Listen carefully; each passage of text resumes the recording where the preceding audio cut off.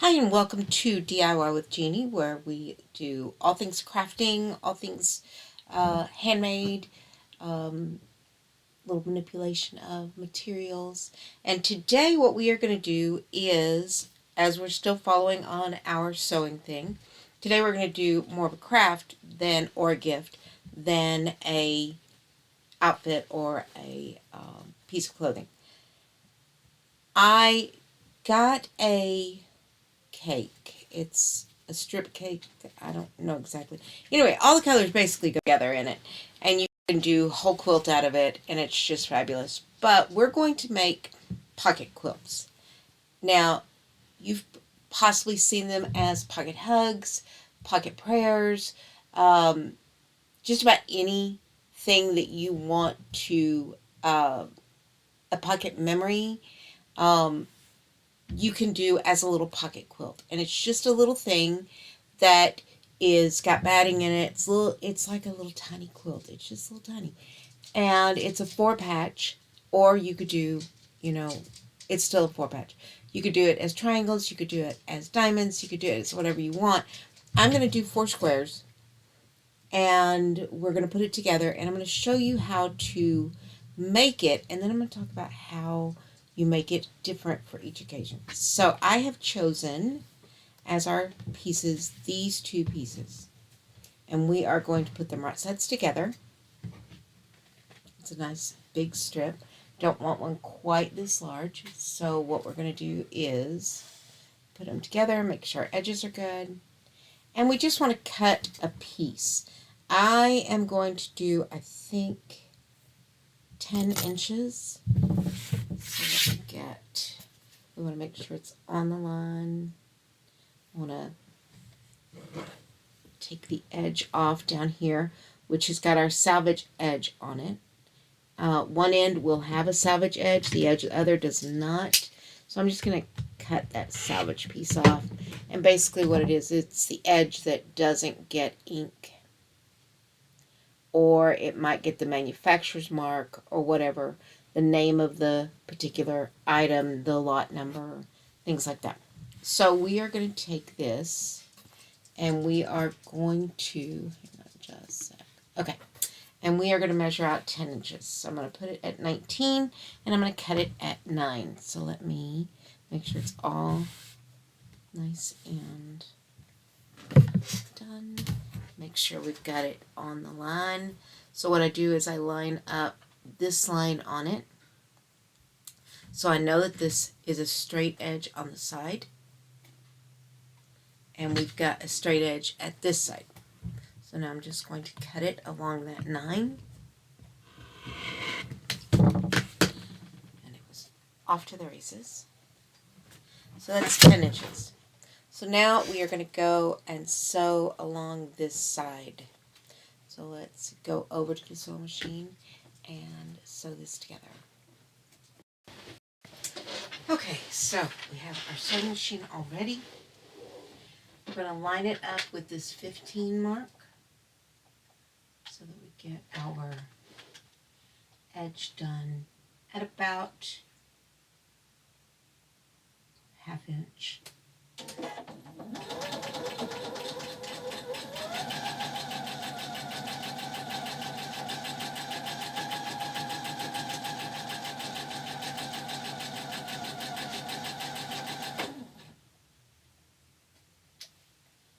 I'm going to make sure we keep that nice and straight.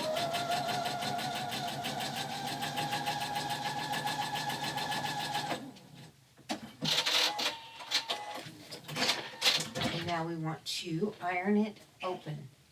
And we're going to iron it completely open. So we want to take our piece like so and iron it. So I'm just going to finger iron it first so that both sides I'm getting pulled all the way open. Flip it over. Let's turn the iron on, let it get warmed.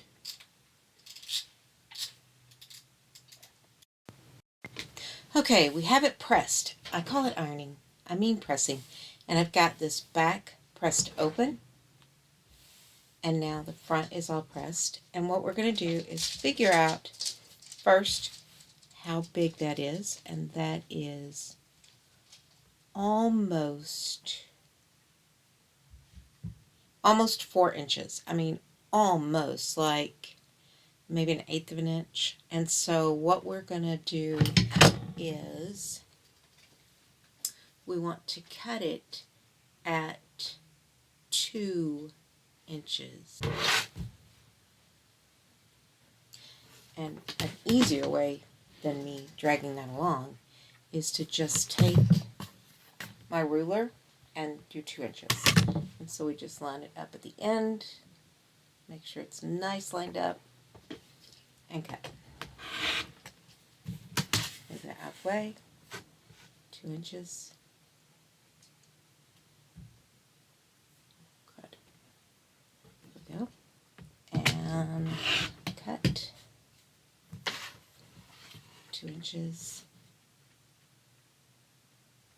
And cut. And that really should leave us 2 inches. So let's see.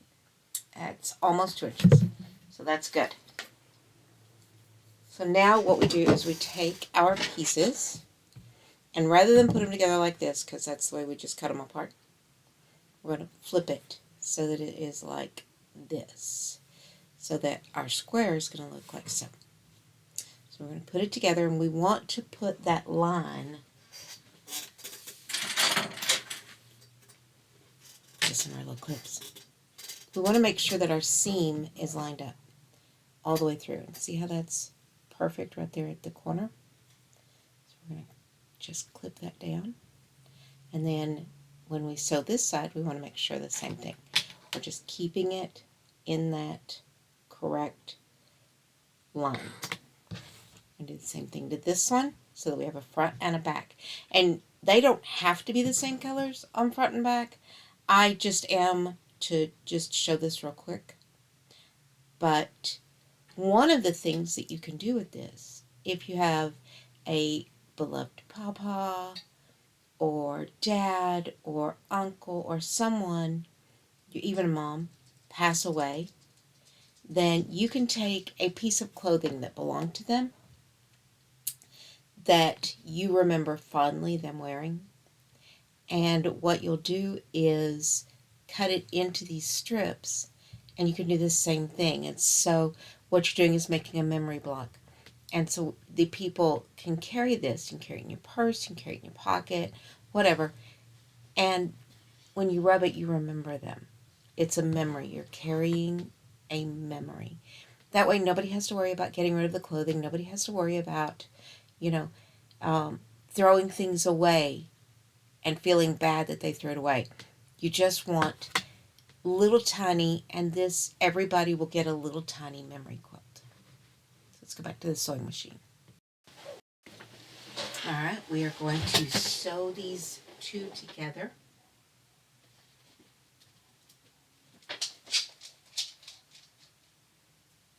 Make sure you keep your seam flat. So we'll do 1/4 of an inch here.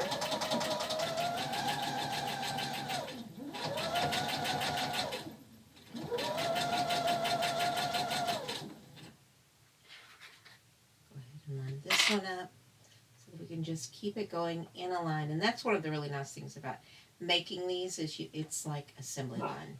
You just do a whole bunch all at one time.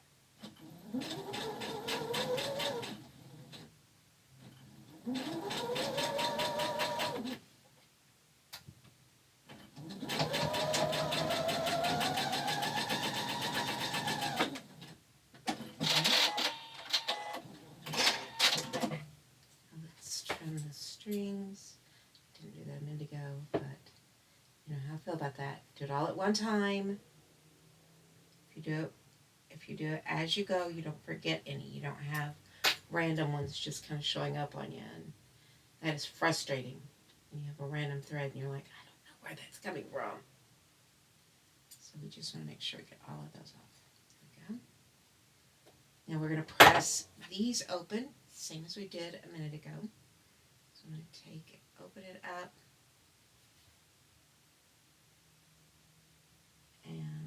Again, finger press through the middle. And see how nice that corner is right there in the middle? Perfect little corner. If it's not perfect, so what? So what? None of us are perfect. Occasionally we get something that works out, but sometimes we don't. And that's okay. It's okay to not be perfect. Okay, there's that. Get our mat like that. And this is just a wool pressing mat. And you do not need one. I have it. I have a few different wool pressing things. And it's because I do a lot of small things, so getting out the whole ironing board is a little difficult. Plus, I'm trying to get my craft room to a point where I can have my, I've seen a small, okay, there's this little cart you can get from IKEA, it's metal, and I've seen people build it to where the little ironing board sits on top, and I thought it was just amazing, and that's what I want. So, now, here we have our two little squares. They're more rectangles. We're going to take a piece of, this happens to be fusible, what do they call this? Something. They call it something. Fusible.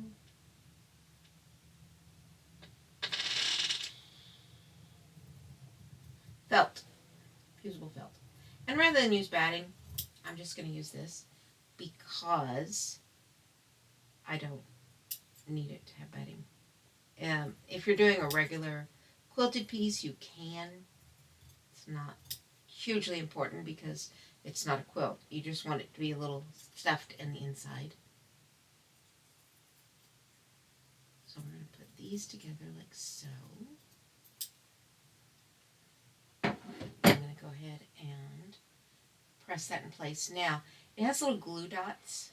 I don't know if you can see them. Little glue dots on there. And you have to really get the heat on them for a minute before they'll actually stick to your fabric. But we're just going to lay the iron right down on it.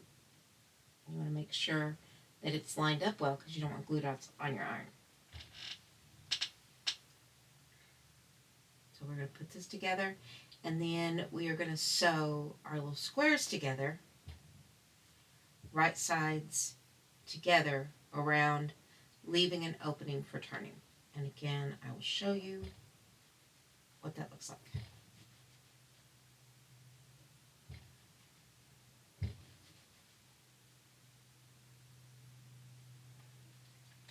Now you can do it one of two ways. You can do it this way, or you could take, if you have bias tape handy, you could take your bias tape and put it around the two pieces so it looks like that. I wouldn't use this one because I don't think it's the right color, although it wouldn't look horrible. But I'm just going to do it the other way. But you could just sandwich it together like so, put your bias tape around, you're good to go. Bob's your uncle.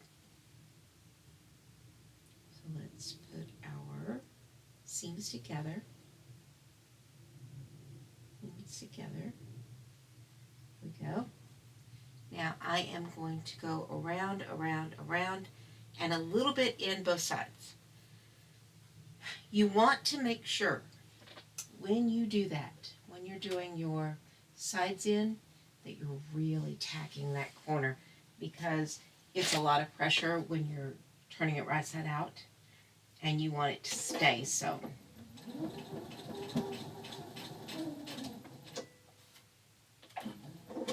Okay.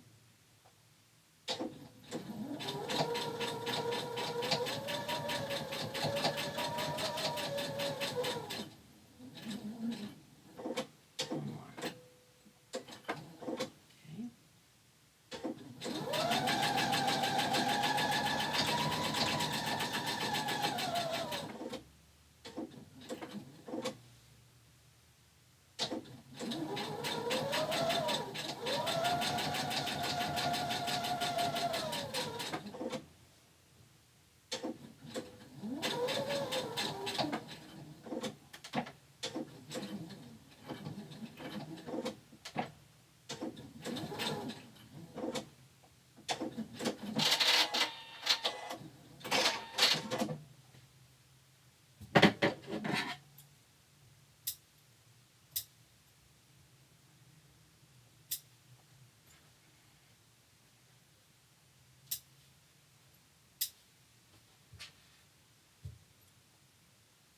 Again, make sure you get all of your strings off. Now, here, we're going to cut our corner, but not right up to the thread. You want to leave a little bit of space there. I did this darker color so that you're easier to see that I've left a little space there. But you do this so that you don't have bulk in your corners, so that when you get ready to turn your corner, you've taken a lot of that bulk down. There we go. There it is. It's to turn our piece so that we get our corners.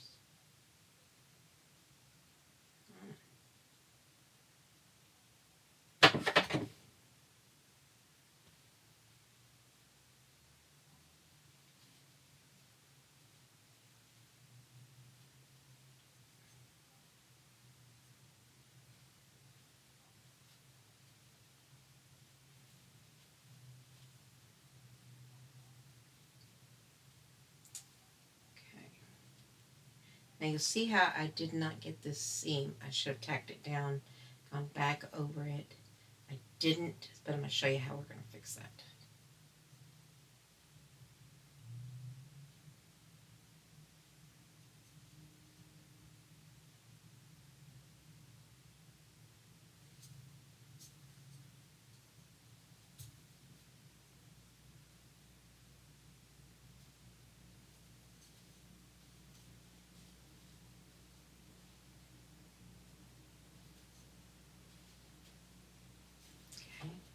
So see how we got all of those corners done?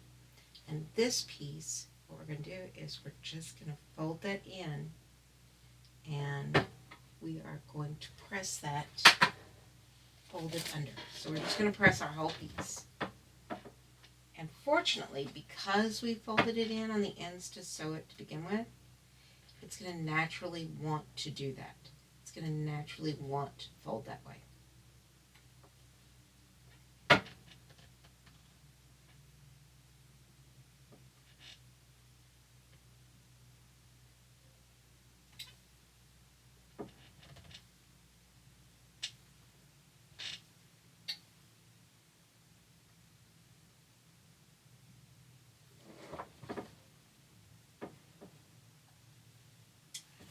There we go. Make sure we've got it the way we want it. It's all done. It's all pressed in, and now we're going to sew around the edge about 1/8 of an inch in. So almost all the way up to that edge, but not quite.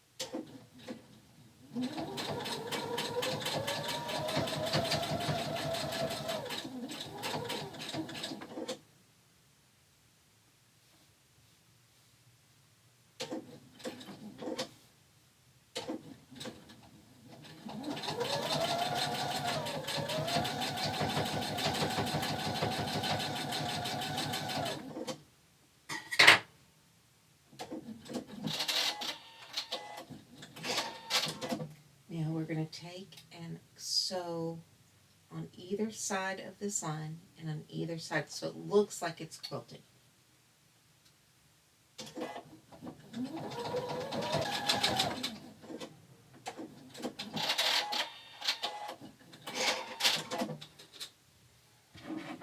have made a mess, but that's okay because we can trim it.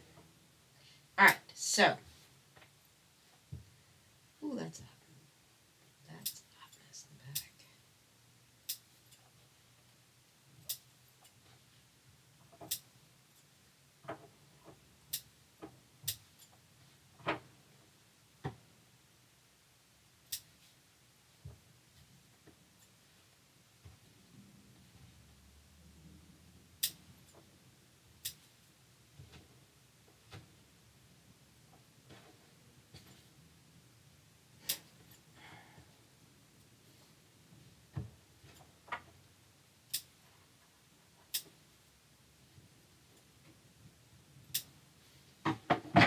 So we have our line sewn, it's kind of quilted, and what we're going to do is in the center we are going to apply a charm. We're just going to do a sewn area, and if you're making a memory quilt, it could be a little guardian angel, it could be a cross if it is a prayer quilt, it could be a heart, if it's a pocket hug, and I mean there's just a whole lot of different charms that you could then sew right into the middle, and that tells what kind of little pocket quilt you've got. So that's how simple that is. And yes, that's not beautiful. We could have done diagonal lines across it like a real quilt or something like that. But this was just a real quick, like I said, if it's a memory quilt, just get a couple of pieces of their clothing that you just remember and do the same thing. Strips, and you're ready to go.